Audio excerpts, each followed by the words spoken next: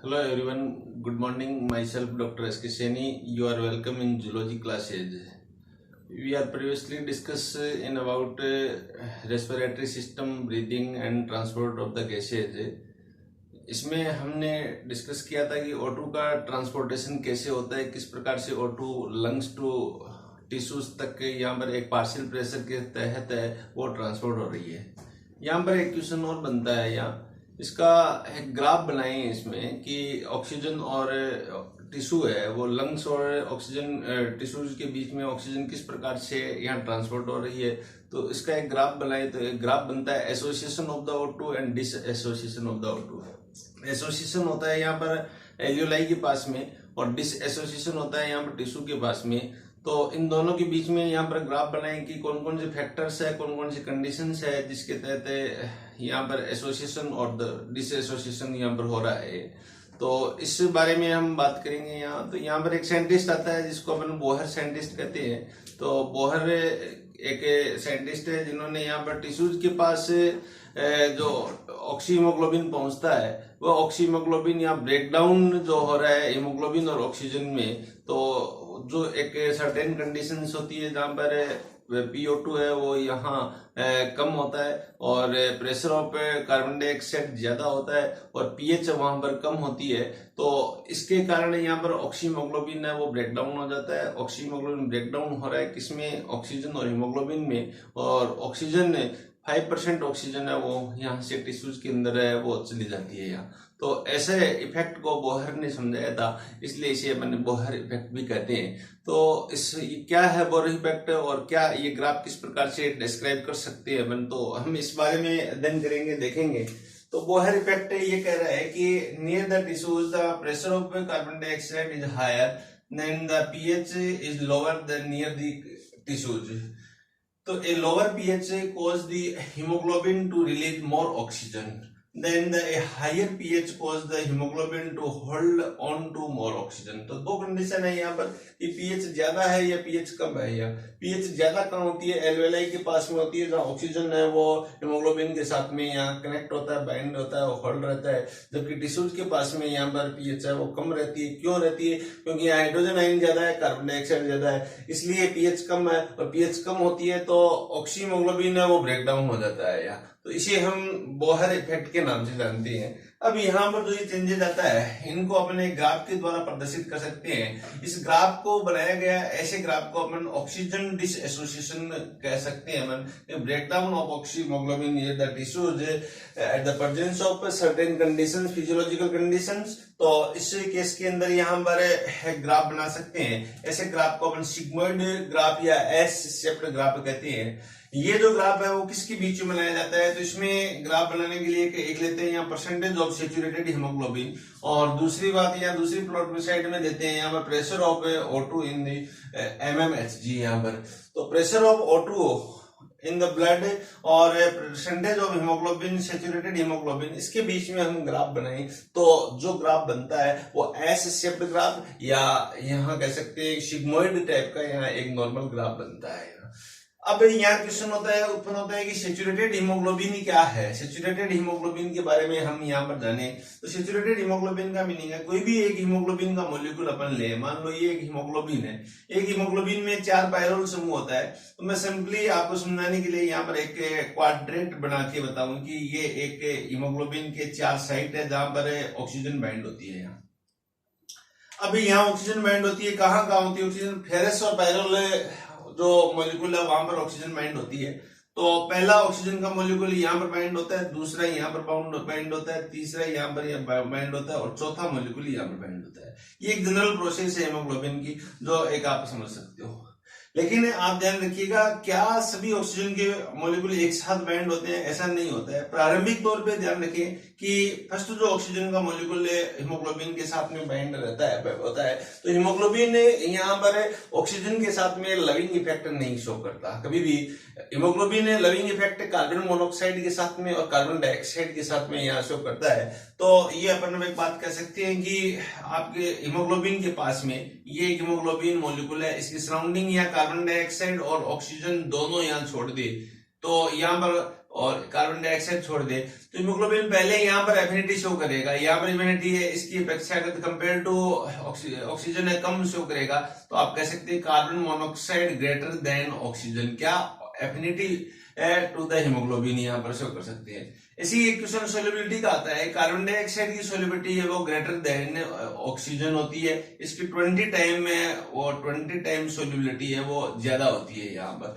तो ये एनसीईआरटी की लाइन भी है कि कार्बन डाइऑक्साइड है वो 20 गुना ज्यादा ऑक्सीजन से है प्लाज्मा में सोल्यूबल होती है। तो यहाँ मैं बात कर रहा था कि हीमोग्लोबिन जो है, हीमोग्लोबिन के 4 मॉलिक्यूल है, हीमोग्लोबिन के साथ में ऑक्सीजन के बाइंड होते हैं। फर्स्ट मॉलिक्यूल यहाँ बाइंड होता है हीमोग्लोबिन के साथ में, तो यहाँ बहुत ज्यादा समय लगता है। क्यों? क्योंकि हीमोग्लोबिन है वो ऑक्सीजन के साथ में बाइंड होना नहीं चाहता है। तो अब इसे बाइंडिंग रहने के लिए क्या चाहिए कि प्रेशर ऑफ O2 ज्यादा डाला जाएगा। तो एल्यूलाई के अंदर ये सबसे ज्यादा प्रेशर होता है, या तो जितना ज्यादा प्रेशर होगा उतना ही क्या है ऑक्सीजन की हीमोग्लोबिन के साथ में बाइंड होने की पॉसिबिलिटी ज्यादा होगी। तो फर्स्ट हीमोग्लोबिन मॉलिक्यूल है वो ऑक्सीजन के साथ में फर्स्ट मॉलिक्यूल के साथ में बाइंड होगा, इसमें समय ज्यादा लगेगा और यहाँ पर कह सकते हैं ये टिपिकली बाइंडिंग होता है। देन इसके बाद में सेकंड मॉलिक्यूल यहाँ पर बाइंड होता है तो अपेक्षाकृत कम समय लगता है। अब हीमोग्लोबिन इसके साथ में लविंग इफेक्ट शो करने लग गया। फिर तीसरा मॉलिक्यूल यहाँ बाइंड होता है तो और कम समय लगता है, चौथा मॉलिक्यूल बाइंड होता है तो और कम समय लगता है। तो इस प्रकार अपन कह सकते हैं कि पहला मॉलिक्यूल ऑक्सीजन का हीमोग्लोबिन के साथ बाइंड होता है तो यहाँ पर हीमोग्लोबिन है वो ये हीमोग्लोबिन जो है वो 25% हीमोग्लोबिन सेचुरेटेड हीमोग्लोबिन है, एक ऑक्सीजन का अणु, ये कंडीशन हो जाए यहाँ पर, ये कंडीशन है तो इसे आप कह सकते हो कि 25% हीमोग्लोबिन सेचुरेटेड है। थोड़े समय के बाद में जब दूसरा मॉलिक्यूल यहाँ पर इसके साथ बाइंड हो जाता है तो अब हीमोग्लोबिन है वो 50% हीमोग्लोबिन है वो सेचुरेटेड है। तीसरा मॉलिक्यूल यहाँ पर बाइंड हो जाता है तो आप कह सकते हो 75% हीमोग्लोबिन सेचुरेटेड है।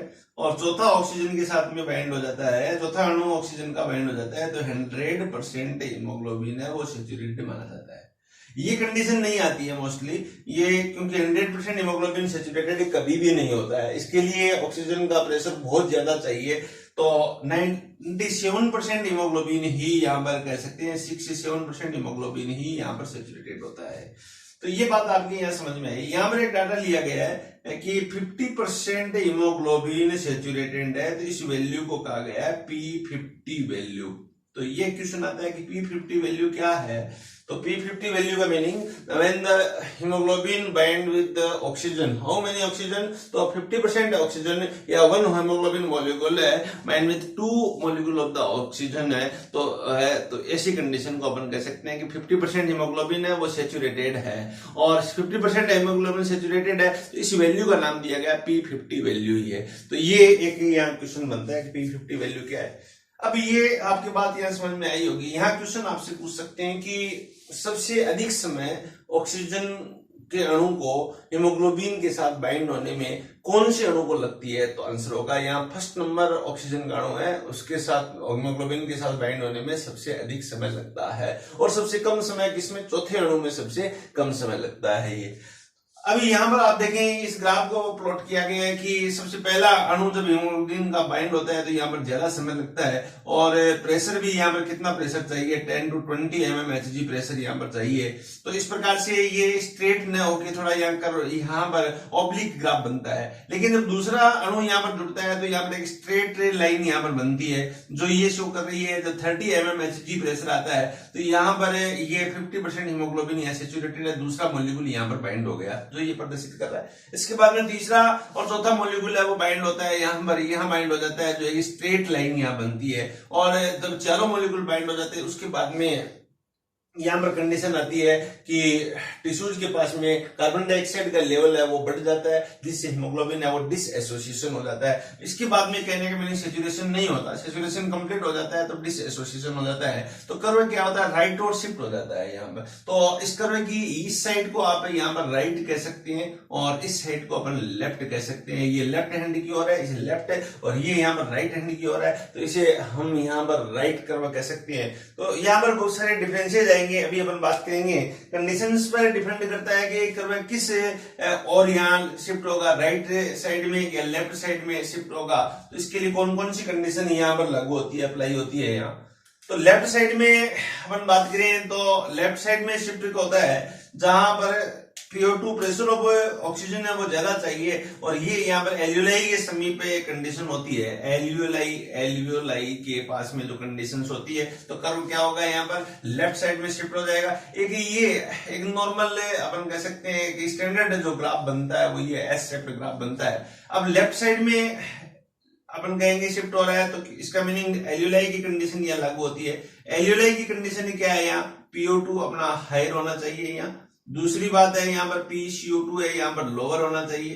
तीसरी बात है यहाँ पर pH है वो आपकी यहाँ पर है वो अधिक होनी चाहिए। चौथी बात pH अधिक होनी चाहिए तो हाइड्रोजन आयन यहाँ पर कम होना चाहिए। पांचवा यहाँ पर टेम्परेचर की बात करें, टेम्परेचर है वो यहाँ पर कम होना चाहिए, बॉडी टेम्परेचर से थोड़ा यहाँ पर कम होना चाहिए। और एक प्रोडक्ट अपन लेते हैं 2,3-DPG। DPG का पूरा नाम है यहाँ पर डाई फोस्फो ग्लिसरेट, डाइफॉस्फोग्लिसरेट। ये 2,3-DPG है, ये भी यहाँ पर कम होना चाहिए।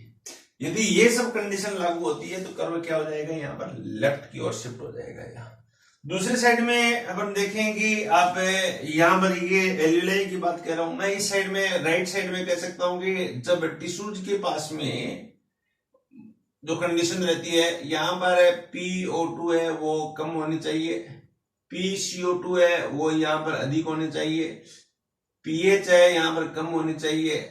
pH कम तब होगी जब हाइड्रोजन आयन यहाँ पर अधिक होंगे। टेम्परेचर है यहाँ पर वो अधिक होना चाहिए। और इसके बाद में 2,3-DPG है, ये भी यहाँ पर अधिक होता है, तो कर्व क्या होगा, राइट साइड में शिफ्ट हो जाएगा। तो ये कुछ कंडीशंस है जो आपको यहाँ पर ध्यान रखनी है। दोनों एक दूसरे के ऑपोजिट कंडीशन है जो ऑक्सीजन व हीमोग्लोबिन के साथ में बाइंड होने को इंड्यूस करती है, और कुछ इसके ऑपोजिट कंडीशन है वो यहाँ टिश्यूज के पास में जो ऑक्सी हीमोग्लोबिन को ब्रेक डाउन होने के लिए यहाँ पर इंड्यूस करती है। तो इसके कारण इन कंडीशन के कारण एल्यूलाई के पास में ऑक्सीजन हीमोग्लोबिन के साथ बाइंड होती है, और इन कंडीशन के साथ में ऑक्सी हीमोग्लोबिन है वो ऑक्सीजन और हीमोग्लोबिन में यहाँ पर ब्रेक डाउन होता है। तो ये बात यहाँ पर आपके बात समझ में आई होगी। यहाँ अब क्वेश्चन यहाँ पर क्या आता है, अलग अलग यहाँ ग्राफिकल क्वेश्चन यहाँ बना सकते हैं यहाँ कि कौन सी कंडीशन है उस समय। मान लो कि ब्लड के अंदर बीच में कई बार ब्लड ऑक्सीहीमोग्लोबिन के रूप में चल रहा है, और उसमें आपसे कहे कि pH का लेवल है, सपोज करो pH है यहाँ पर, इसके अंदर pH कम हो गया अचानक, तो यहाँ ग्राफ किस ओर चला जाएगा। तो इसी ग्राफ को मैं यहाँ पर बताऊं कि ये एक सिंपल ग्राफ है। यहाँ ये एक सिंपल बात यहाँ पर कहूं, और मान लो ये एस शेप्ड यहाँ कंडीशन, ये एस शेप्ड, ये एस आकार की कंडीशन है। ये कह रहा है कि पीएच यहाँ पर कम हो गई, पीएच से कम हो गई तो ग्राफ किधर जाएगा, पीएच से कम हो गई, टिश्यूज के पास में पीएच कम होती है तो ग्राफ यहाँ पर लेफ्ट और शिफ्ट हो जाएगा, या राइट और शिफ्ट हो जाएगा, सॉरी राइट की ओर, और ये ग्राफ इस प्रकार से ये ग्राफ यहाँ पर बन जाएगा। तो इस कंडीशन को अपन कहेंगे पीएच कम होना। यहाँ ये कंडीशन है, इस पीएच को शो कर रहा है कम। अभी यदि मान लो पीएच ज्यादा हो जाए तो ग्राफ किस ओर शिफ्ट हो जाएगा, ये ग्राफ इस प्रकार से थोड़ा इधर शिफ्ट हो जाएगा। तो ये जो कंडीशन है यहाँ पर ये शिफ्ट हुआ, इसको अपन कहेंगे पीएच है वो यहाँ पर अधिक होगी। तो ये कंडीशन यहाँ एल्यूलाई के पास में आती है, ये कंडीशन यहाँ टिश्यूज के पास में आती है।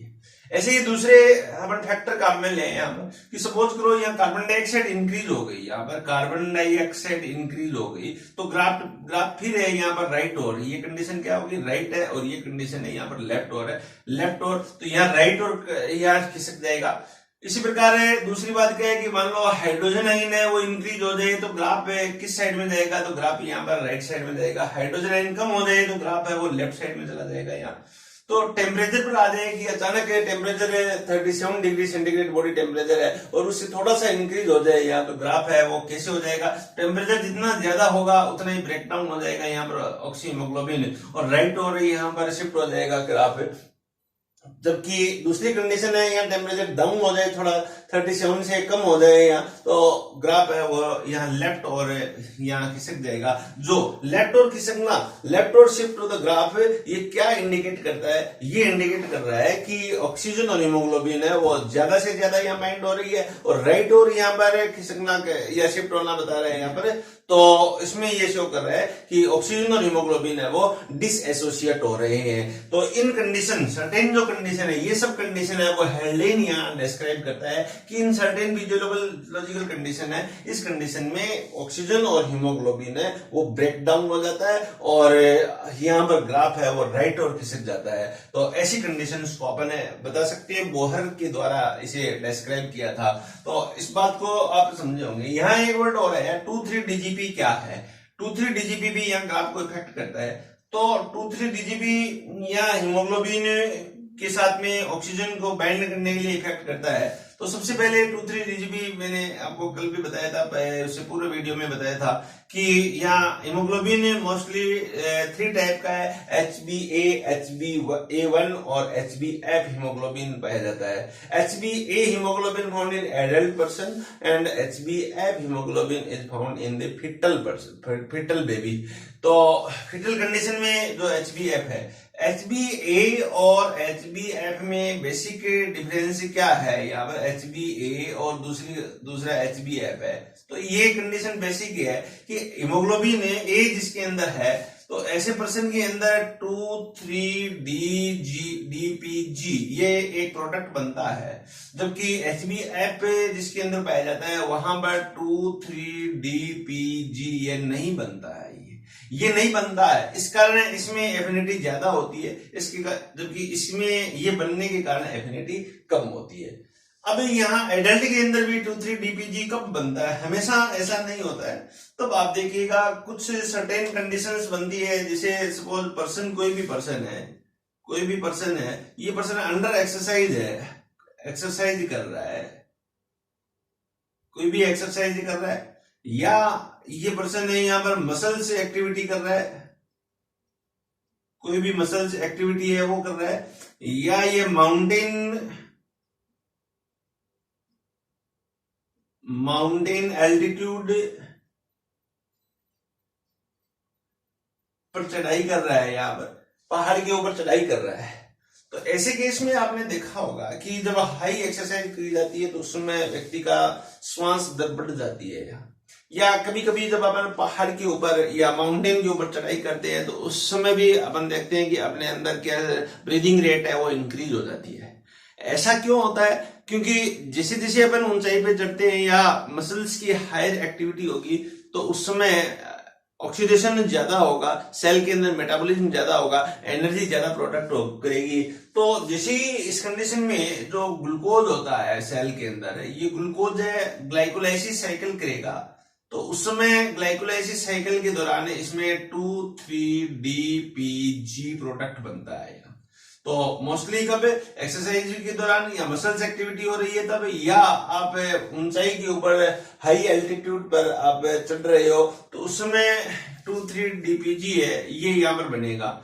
जैसे ये ज्यादा से ज्यादा ब्लड के अंदर बनेगा, इसकी क्वांटिटी जैसे जैसे इंक्रीज होती जाएगी, क्योंकि ये इंक्रीज कैसी होगी, सेल के अंदर बनेगा तो सेल के आसपास कार्बन डाइऑक्साइड, और कोई भी सेल है, सेल एक्टिविटी करेगी, सपोज ये सेल है, सेल ये अपनी मेटाबॉलिज्म एक्टिविटी करेगी तो यहाँ पर रिलीज करेगी DPG 2,3-DPG रिलीज करेगी, साथ में यहाँ कार्बन डाइऑक्साइड रिलीज करेगी। यहाँ तो सेल के आसपास का सराउंडिंग एनवायरनमेंट है उसमें यहाँ DPG होगा और कार्बन डाइऑक्साइड होगी। यहाँ DPG होने के कारण, हाई अमाउंट होने के कारण ये ऑक्सीजन एफिनिटी को कम करता है, जिससे ऑक्सी हीमोग्लोबिन है वहां से ब्रेक डाउन हो जाता है ये।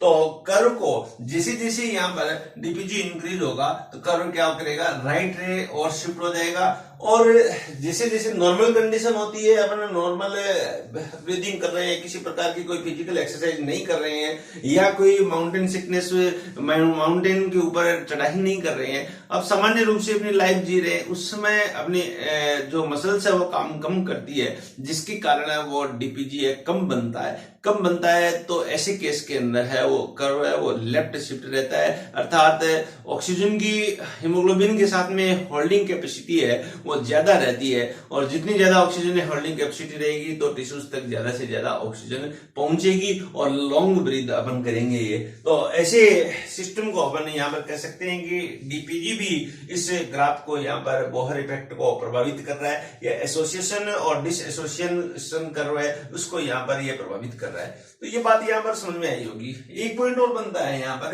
कि ग्राफ है, ग्राफ के साथ में मैं कह रहा हूँ ऑक्सीजन है वो यहाँ पर एफिनिटी शो कर रहा है हीमोग्लोबिन के साथ में, लेकिन हीमोग्लोबिन है ऑक्सीजन के साथ में एफिनिटी कार्बन मोनोऑक्साइड की अपेक्षा करते, आपको पूर्व में बताया था, कार्बन मोनोऑक्साइड की अपेक्षा करते कम शो कर रहा है यहाँ। तो कम शो क्यों कर रहा है? तब आप देखिएगा जब हीमोग्लोबिन है, हीमोग्लोबिन के साथ में ऑक्सीजन बाइंड होता है तो इसके साथ में हीमोग्लोबिन का जो फेरस आयन है वो ऑक्सीजन बाइंड होने के कारण हमेशा फेरस आयन में ही रहता है, अर्थात प्रोडक्ट आपका यहाँ पर क्या बन जाएगा, HbO2 प्रोडक्ट बन जाएगा। HbO2 प्रोडक्ट बना, इसे कहते हैं ऑक्सी हीमोग्लोबिन। और ये एक रिवर्सिबल प्रक्रिया दर्शाता है, जब किसी प्रकार की ये फिजियोलॉजिकल कंडीशन आती है तो ये वापस से ब्रेक डाउन हो जाता है। इसमें क्यों हो जाता है? क्योंकि फेरस आयन है वो फेरस आयन में ही है अभी। तो इस घटना को अपन कहते हैं, ऐसी क्रिया को, ऐसी रिएक्शन को आप कहोगे यहाँ पर ऑक्सीजिनेशन, ऑक्सीजिनेशन कहेंगे। एक्चुअली में जब ऑक्सीजन कहीं पर बाइंड होता है तो ऑक्सीडेशन की क्रिया हो जाती है, और ऑक्सीडेशन यदि यहाँ पर हीमोग्लोबिन में फेरस आयन का ऑक्सीडेशन हो जाए, सपोज यहाँ फेरस आयन का ऑक्सीडेशन हो जाए तो यहाँ Fe+2 Fe+3 में कन्वर्ट हो जाएगा और एक पॉइजन बन जाता है। यहाँ पर जैसे पॉइजन बन जाता है तो व्यक्ति की यहाँ डेथ हो जाती है। ऐसा कब होता है? ऐसा तब होता है जब हीमोग्लोबिन है उसके साथ में कार्बन मोनोऑक्साइड होता है। कार्बन मोनोऑक्साइड होता है तो ये फिर कार्बन मोनोऑक्साइड है वो फेरस को फेरिक में चेंज कर देगा, अर्थात फेरिक आयन है वो बदल जाएगा, इसमें बदल जाएगा, जिससे जो प्रोडक्ट बनेगा उसे कहेंगे मेथेनोग्लोबिन कहेंगे। मेथेनोग्लोबिन है वो एक इरिवर्सिबल प्रोडक्ट बनता है ये। तो ये बनने के कारण है अब वापिस ये कन्वर्ट नहीं होता, जिससे ऑक्सीजन की बाइंडिंग क्षमता है वो हीमोग्लोबिन के साथ में कम हो जाती है, क्योंकि अब ऑक्सीजन को स्थान नहीं मिलता हीमोग्लोबिन के मॉलिक्यूल के साथ जुड़ने के लिए। तो ब्लड में यहाँ पर मेथेनोग्लोबिन ज्यादा बन जाएगा, और मेथेनोग्लोबिन ज्यादा बनने से ब्लड है वो अपना ब्लू नजर आएगा, ऐसे अपन ब्लू बेबी सिंड्रोम के नाम से भी जानते हैं। और उसके कारण है कि अपने एस्फाइक्सिया, पहले दम घुटने लग जाता है और अपनी डेथ हो जाती है। यही कारण है कि जब कभी सर्दियों के दिनों में अपन रात को सिगड़ी जगा के या जो अपन कॉयल है कॉयल को जला के और रूम को बंद कर दे तो कार्बन डाइऑक्साइड रूम के अंदर ज्यादा हो जाएगी, कार्बन मोनोऑक्साइड ज्यादा हो गई। अब मोनोऑक्साइड बॉडी में अंदर जाएगी तो यहाँ पर हीमोग्लोबिन मोनोऑक्साइड के साथ में जुड़ के मेथेनोग्लोबिन बना लेता है, जिससे पर्सन की क्या डेथ हो जाती है दम घुट के।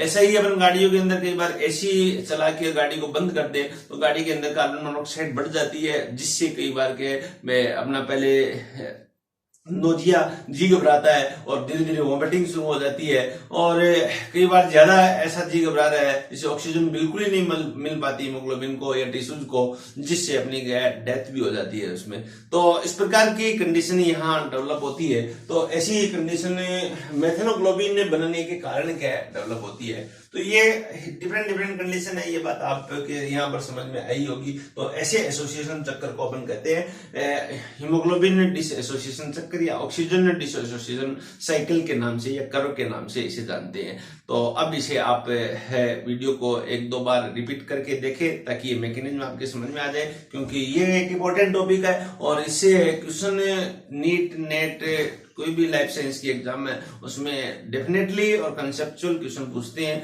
और कंसेप्ट क्लियर है तो आपका फंडा क्लियर है तो आपका क्वेश्चन क्या है कोई गलत कर नहीं सकता। तो इसे लाइक कीजिए, सब्सक्राइब कीजिए और शेयर कीजिए। Thank you very much.